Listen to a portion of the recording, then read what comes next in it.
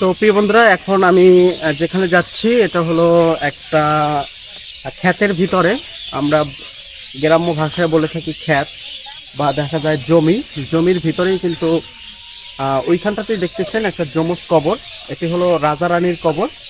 আগে যারা এখানে বসবাস করত, রাজা রানী, তাদের দুজনার কবর কিন্তু এখানে অবস্থান আছে। এবং এক কথায় এটাকে বলা হয় যমজ কবর, ঠিক আছে। তাদের দুজনকে কিন্তু একসাথেই কবর দেওয়া হয়েছে। তো আমি কিন্তু এখন সেইখান থেকে অবস্থান করতেছি, আর এটা হলো রাজা রানীর সেই কবরটা।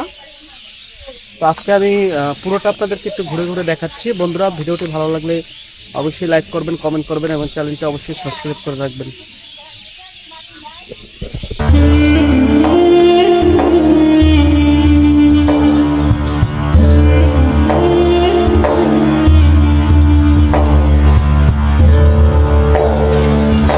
প্রিয় বন্ধুরা, এটি হলো খালেখা এবং জুলেখা।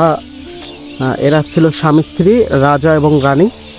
আর এটাকে বলা হয় আন্দারকোটা মেয়াবাড়ি। তো এখন আসলে মানুষ এইটাই জানে।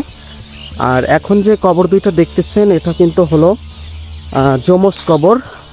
রাজা রানীদের যমজ কবর কিন্তু এখানে আর কি।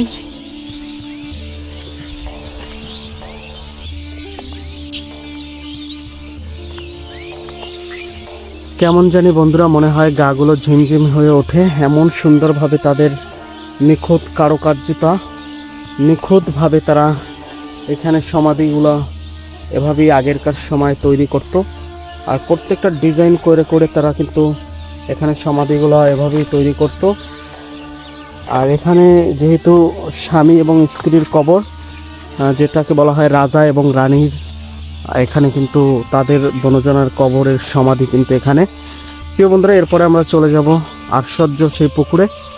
যে পুকুর থেকে যখন কোনো অনুষ্ঠান হতো, বা বিয়া হতো, বা কোনো মেহমানদের কোনো কিছু প্রয়োজন হতো, তখন কিন্তু সেই পুকুর থেকে কিন্তু আশ্চর্যভাবে যা কিছু চাইতো সব কিছুই কিন্তু সেই পুকুর থেকে কিন্তু উঠতো।